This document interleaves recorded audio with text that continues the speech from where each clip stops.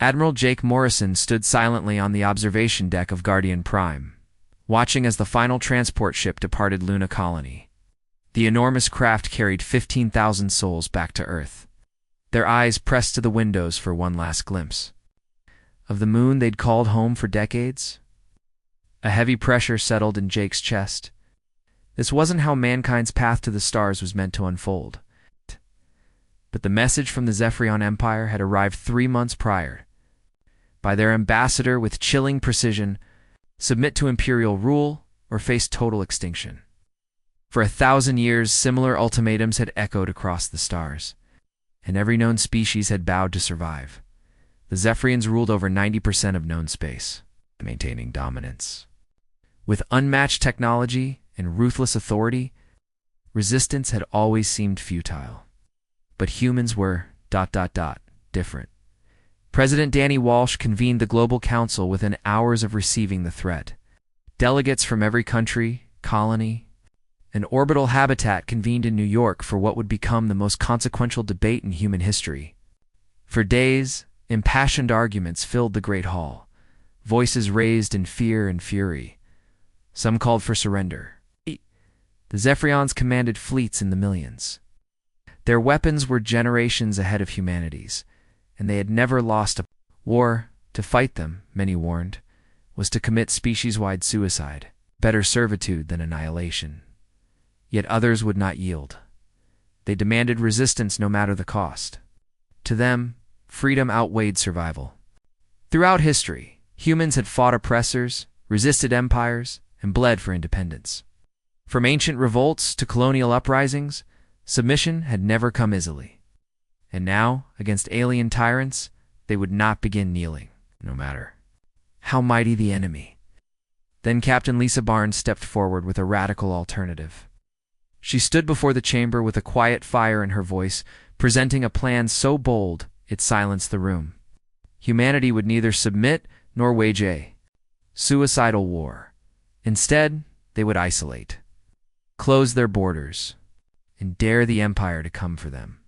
For years, the Solar Defense Initiative had been working on planetary barrier tech meant to shield Earth from solar flares and asteroid strikes. Lisa and her team had taken those ideas in a revolutionary direction. They could, she claimed, generate energy fields that prevented faster-than-light travel within a designated volume. Any ship attempting entry would be forced into sublight at the solar system's edge. The concept had never been attempted on a system-wide scale, but simulations suggested it could work. If successful, Earth and its neighboring planets would be untouchable. The Zephyrions would either respect their isolation or waste years trying to break defenses no enemy had ever encountered.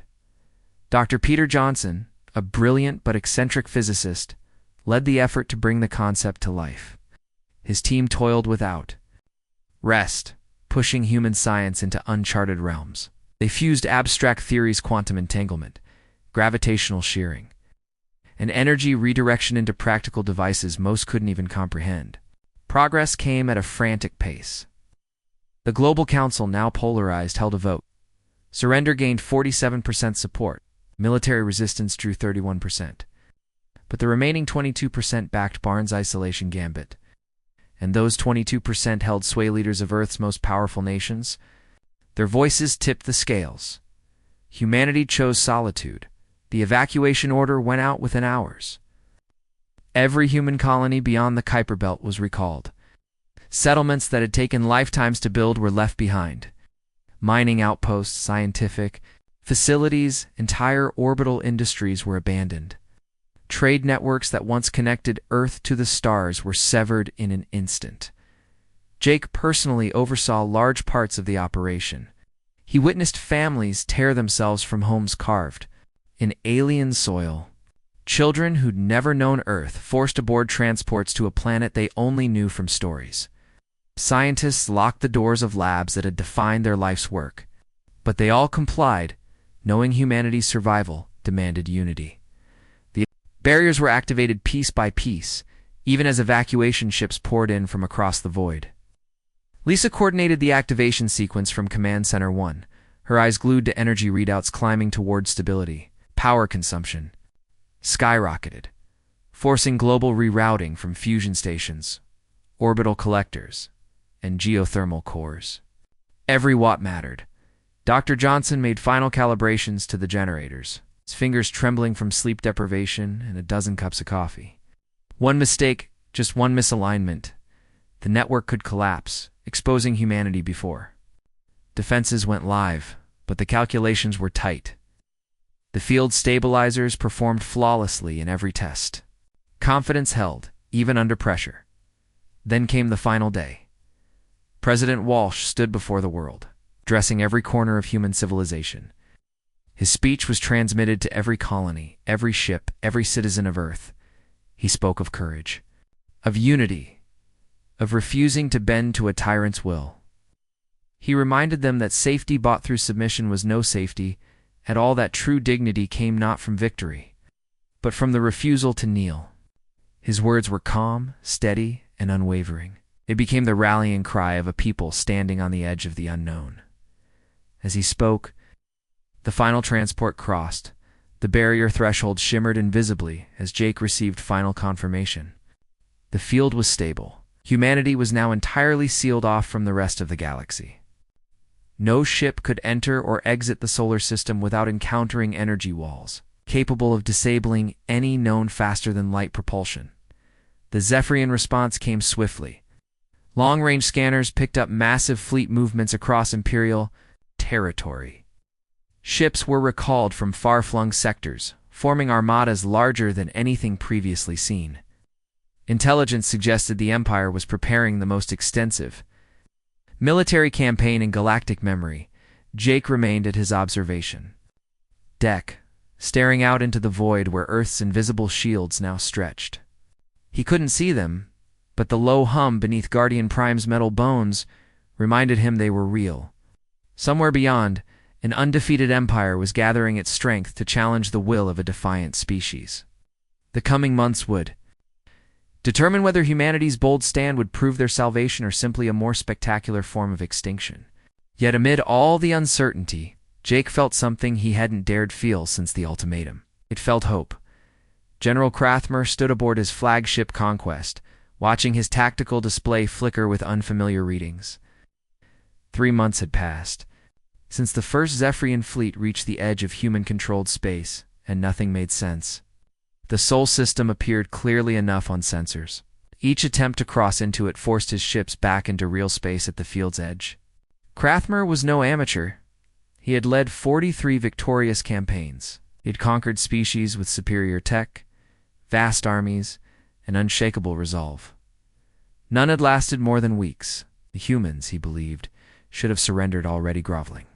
For mercy, offering their world in exchange for survival, Commander Amy Rodriguez sat aboard Outer Guard, one of the main defense stations monitoring the alien fleet. From her command chair, she watched the Zephyrians attempt again and again to breach the barrier, each effort failing. Her confidence grew with every failed assault. The invaders tried brute force bombardments, precision attacks, even exotic tech. Nothing worked. The Zephyrian armada was awe-inspiring. Over 10,000 warships of varying designs loomed beyond the barrier. Their hulls gleamed with the cold symmetry of Imperial manufacturing. Each one could annihilate cities. Together, they could crack continents. Against a typical enemy, this fleet would spell immediate conquest. Dr. Peter Johnson, deep inside a lab buried under the Rocky Mountains, scrutinized every attempt. Every time the Zephyrians fired their weapons at the barrier, he collected the data energy signatures, modulation patterns, structural responses. What he uncovered was both enlightening and amusing. The Empire's tech was certainly sophisticated but astonishingly predictable. Where humans had evolved elegance and efficiency, the Zephyrians still favored brute force. Their weapons radiated raw power, but wasted vast energy in dramatic, inefficient blasts.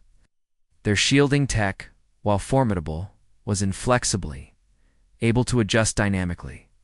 And most critically, their FTL drives relied on methods the human. Barriers were specifically built to counter. As the days dragged into weeks, General Krathmer grew agitated. He issued urgent communiques to Imperial Command, requesting reinforcements and experimental weaponry. At first, the replies were measured. Then came irritation, then suspicion. How could one primitive system resist the greatest military power the galaxy had ever known?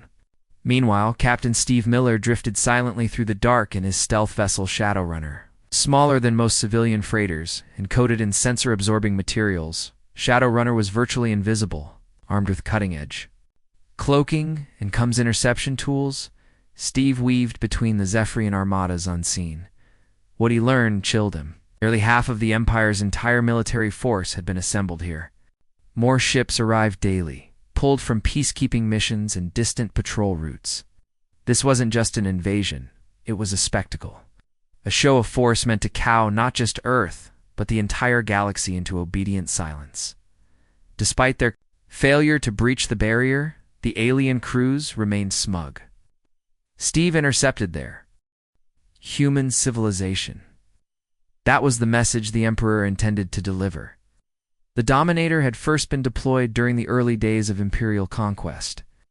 Its mere arrival often enough to force enemies into submission. General Krathmer felt a flicker of hope as the massive vessel exited hyperspace.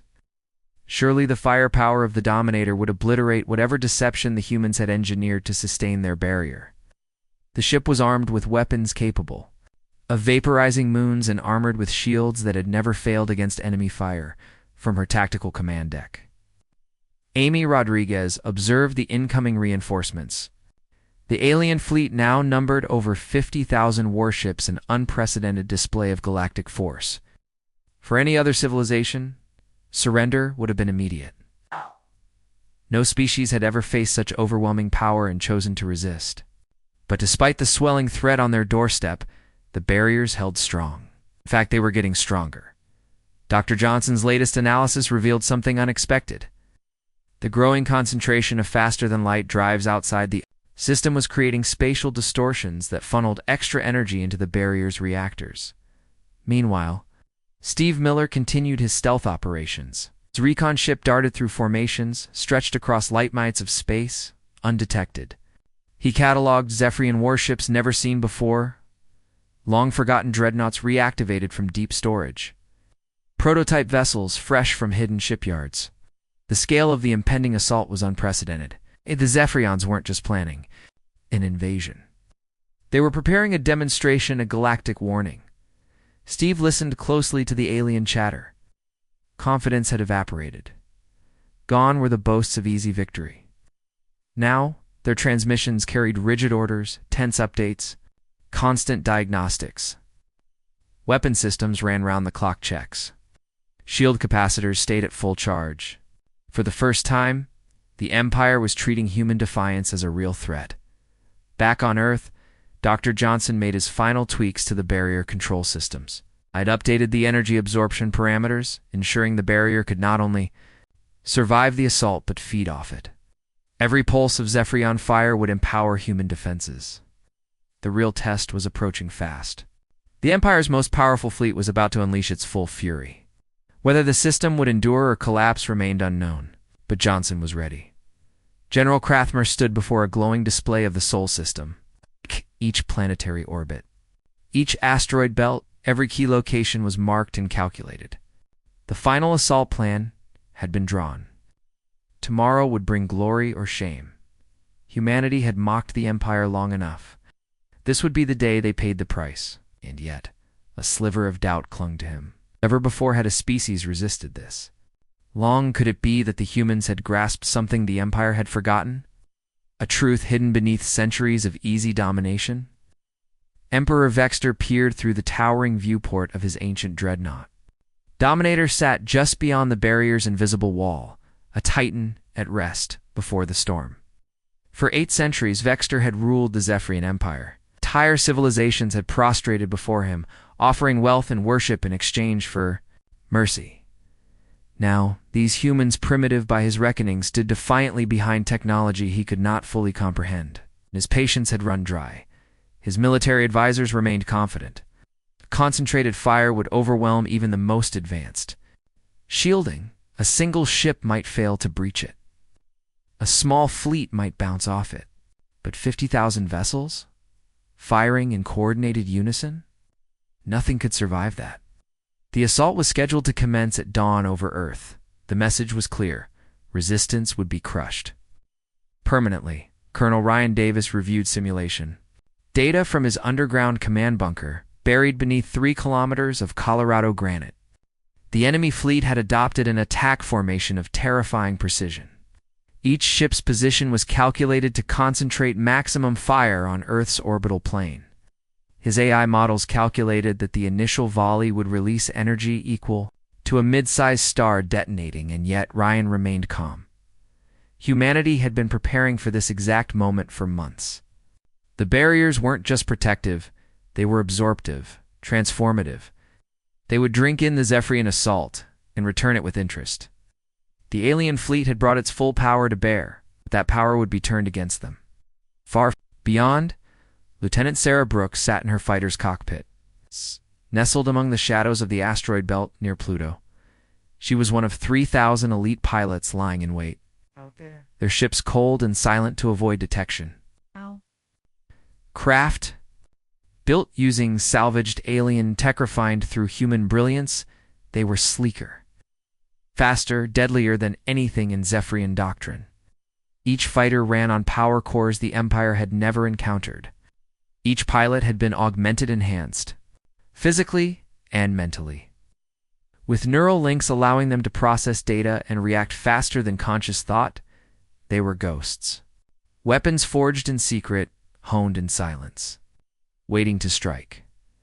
Where Zephyrian pilots relied on centuries of rigid doctrine, these human warriors moved with instinct and precision that no alien reflex could match. What the Zephyrians thought was, stillness would soon erupt into chaos. The Empire believed they were attacking a cornered prey. They were walking into a trap. Back at Earth's control center, Dr. Kelly Thompson monitored the barrier systems from her station. Energy levels spiked as the alien fleet maneuvered into place. Every adjustment was automatic now, orchestra of software and hardware working in harmony. The barrier hummed with latent power, charged by the very engines that sought to destroy it. The assault was minutes away, and still the humans waited, the alien fleet prepared to fire. Human energy absorption systems were fully operational. Every joule the Zephyrians unleashed toward Earth would be captured, converted, and redirected to fuel human weapons. At the exact moment of Earth's dawn, General Krathmer issued the attack order. 50,000 warships discharged their arsenal. In perfect unison, a synchronized onslaught of unimaginable force. The resulting light storm of plasma beams, energy pulses, and exotic matter detonations could be seen from distant stars. The barrage slammed into the solar barrier with apocalyptic power, enough to destroy entire worlds. And yet the barrier held. Not just held, consumed the attack. There was no flicker, no tremor, no sign of strain. Every projectile, every beam, was drawn into the network of absorption fields without resistance. Dr. Kelly Thompson observed the rising energy levels. From her control station, her display screens blazed as Earth's defense grid surged with power far beyond anything it had previously stored. The aliens had unknowingly given humanity the power of a 1,000-year energy reserve. Colonel Ryan Davis initiated the counteroffensive. As soon as absorption peaked, Earth's weapon systems came online across the solar system, fully energized by the Zephyrians' own assault. Every weapon was pre-targeted, calculated down to the millisecond. The return volley launched mere seconds after the alien barrage ceased. The impact was catastrophic. Human energy weapons, fed by alien fire, tore through Zephyrian lines like blades through silk. Their defensive shields calibrated for conventional threats were useless against weapons operating on entirely different principles. Ships that had weathered countless wars vanished in blinding flashes of light. Some imploded under the sheer overload of redirected energy. On board the Dominator, Emperor Vexter watched in stunned disbelief. Over 15,000 Imperial ships were destroyed in the first counterstrike. Crews were eradicated before even realizing they were under attack. Human technology had turned the Empire's might against itself, using systems that defied everything Zephyrian science believed possible. Across the asteroid belt, Lieutenant Sarah Brooks received the launch command. Her fighter surged to life, joining thousands of others hidden among the rocks. This was the moment they had prepared for since the barriers had gone live. As the alien fleet faltered, human strike craft emerged like a tidal wave of death, converging on command ships and converging on command ships and support cruisers with ruthless precision. Sarah selected a heavy cruiser as her first target. Her weapons engaged in a blistering assault, plasma rounds melting alien armor like wax. Her targeting AI highlighted weak spots, feeding them to her neural interface as she made instantaneous decisions. Human pilots, genetically enhanced and neurally linked to their ships, maneuvered at speeds no organic Zephyrion could match. General Krathmer attempted to restore order, barking commands as his formations began to dissolve, but human fighters were everywhere. They moved unpredictably, turning without inertia, vanishing from sensors before reappearing with lethal intent. Zephyrion computers couldn't track what they couldn't understand. Tactical systems lagged seconds behind reality and eternity. In battle, what had been a pristine formation now collapsed into chaos. Warships broke rank, fleeing blindly. Crews panicked, unable to grasp how the tide had turned so quickly. Some ships attempted to escape past the barrier's edge, only to be intercepted by relentless human pursuit. There was nowhere to run. In Colorado, Ryan monitored the battle from his underground command bunker. Human forces moved like a machine, coordinated, precise, devastating. The greatest military formation in galactic history was unraveling before his eyes. The Zephyrions had expected conquest. Instead, they'd walked into the final act of a carefully orchestrated trap. Once dismissed as primitive, humanity had now delivered the Empire its first real taste of defeat in 8 centuries. The battle raged on for hours, but its conclusion had long since become inevitable. Human forces had proven that with isolation, innovation, and relentless preparation, even the most powerful enemy could be overcome. The galaxy's dominant superpower had learned a harsh lesson. Some thresholds were never meant to be forced open. Across the void, 15,000 shattered Zephyrion warships floated in silence, monuments to a crumbling empire. General Krathmer stood, frozen before his tactical display, unable to process what had just unfolded. In less than 6 hours, his forces had lost nearly a third of their total strength, undone by weaponry and tactics that defied everything he believed possible. He had never faced anything like this. Captain Tony Martinez led the first human squadron. To push beyond the barrier perimeter, 12 fighters soared through the wreckage field like silent predators. The remaining Zephyrion ships, stunned and scattered, were attempting to regroup around their command vessels. They scrambled to form defensive lines in hopes of resisting the next wave. Tony's fighter was a marvel, a fusion of alien science and human ingenuity. It could achieve acceleration that would tear standard ships apart, execute maneuvers that violated accepted physical laws, and unleash weapons that simply bypassed every form of shielding the Empire had developed. He didn't fly his ship. It was his ship. Neural links tied directly to his mind let the fighter respond faster than conscious thought. When he intended to roll, it rolled. When his instincts registered a threat, his weapons fired before his reflexes kicked in.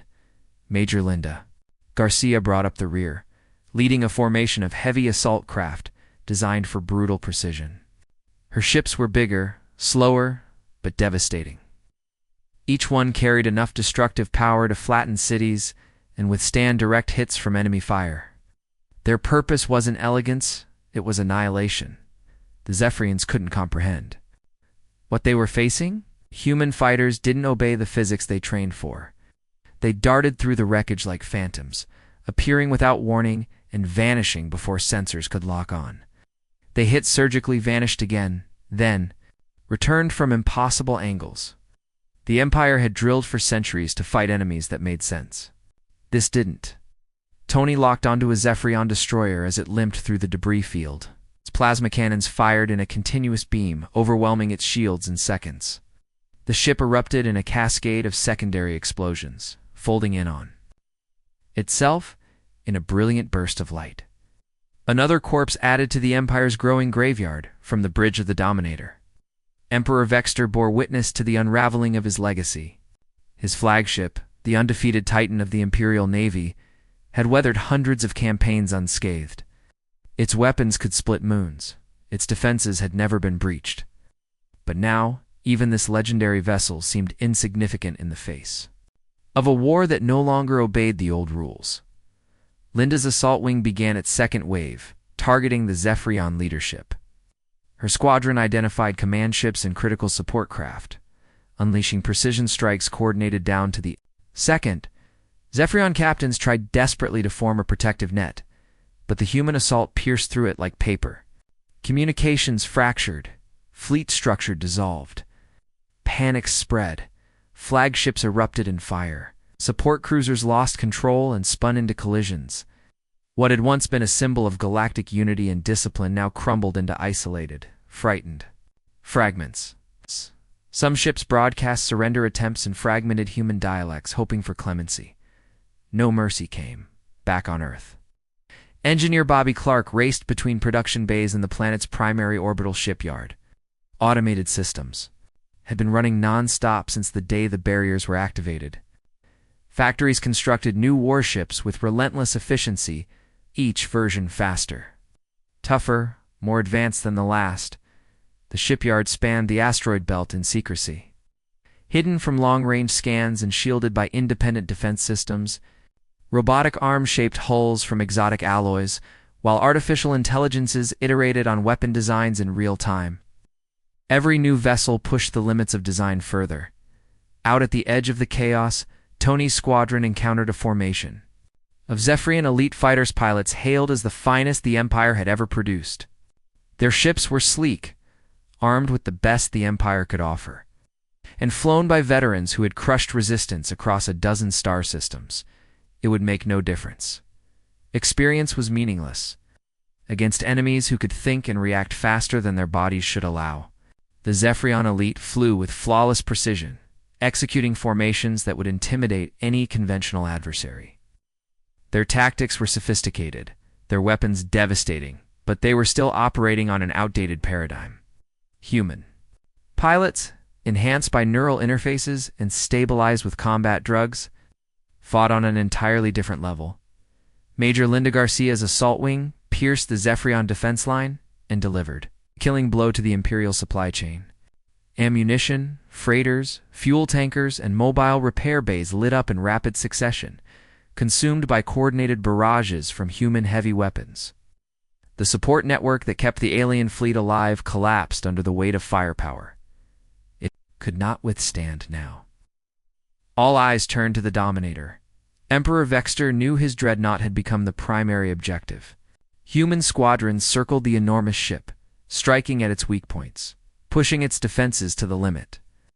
Its massive cannons were designed to destroy space stations and moons, but against agile attackers the size of fighters, they were effectively useless.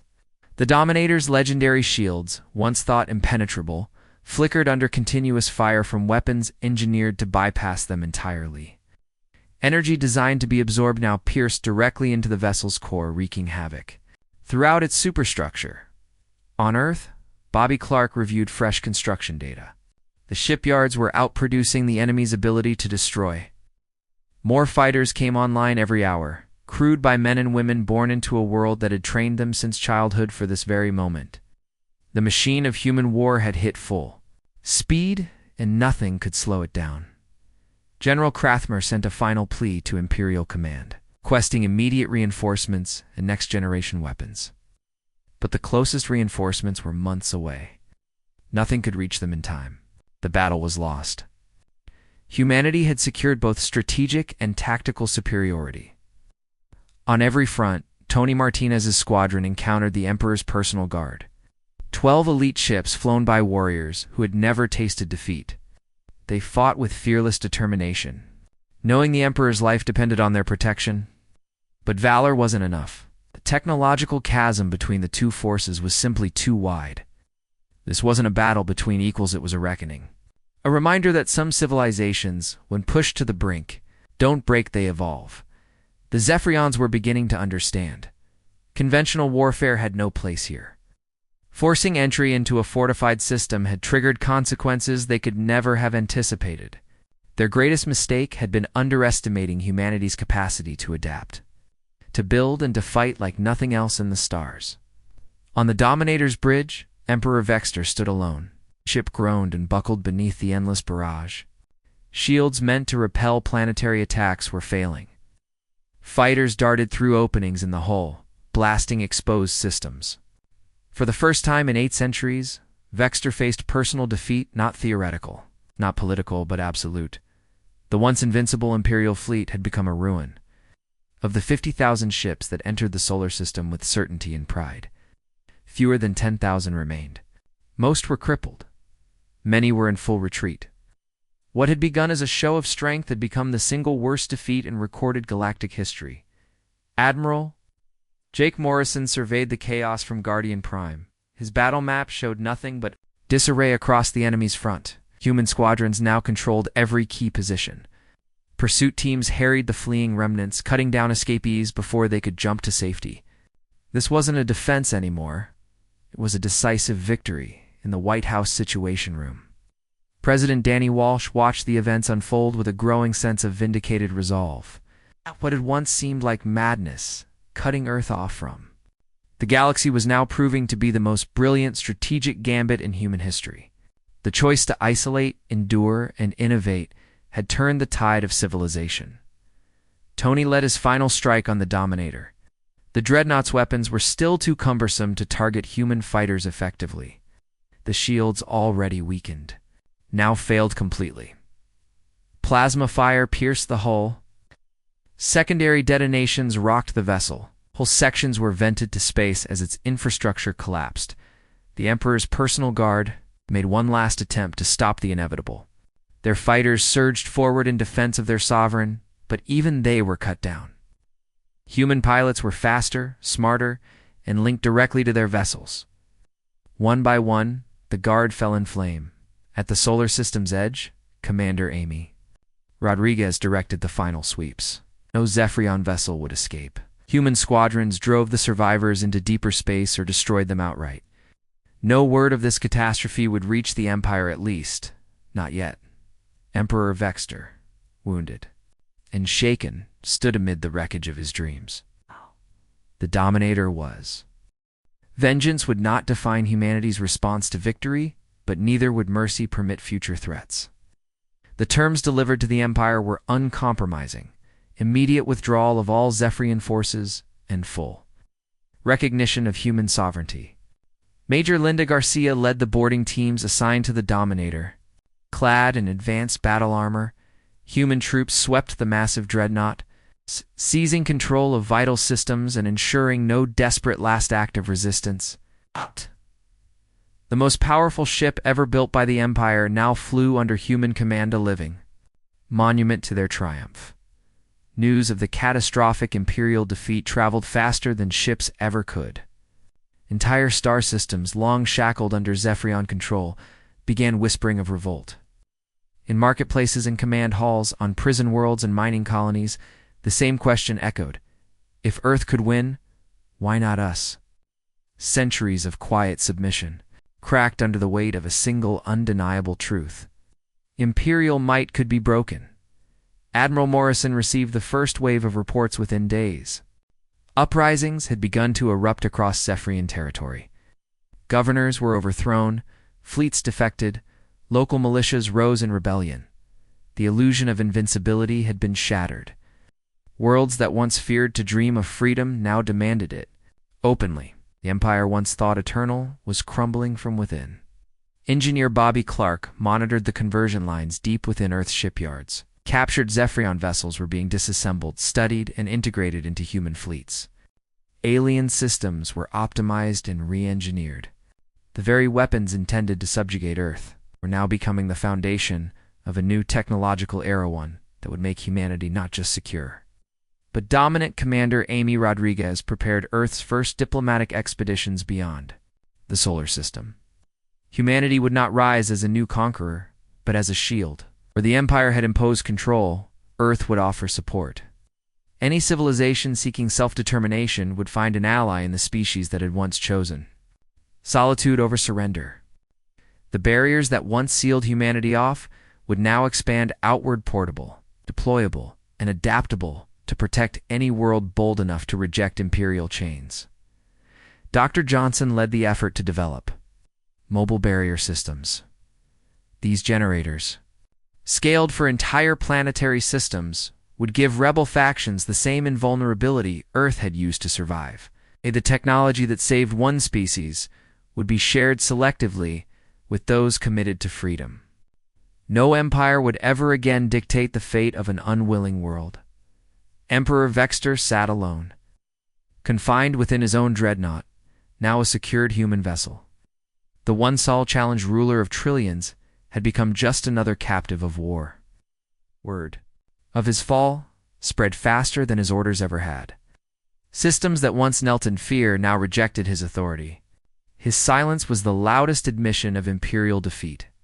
President Danny Walsh addressed more than just humanity. His voice carried through quantum coms and translated into dozens of languages. Reached every inhabited world across known space. Earth, he said, had closed itself off, not out of fear, but out of a desire to remain free. Now those doors would open not to invaders, but to friends.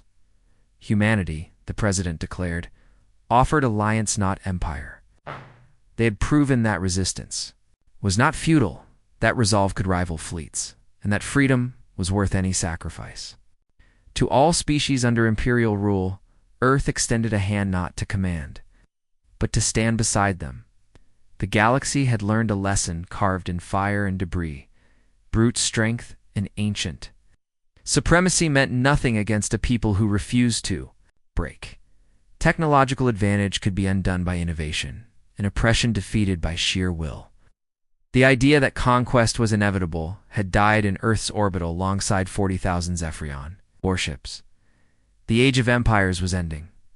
From now on, no star system would be forced to kneel without resistance. No world would be told that it had no choice but submission. The barriers had proven it closed doors could stand.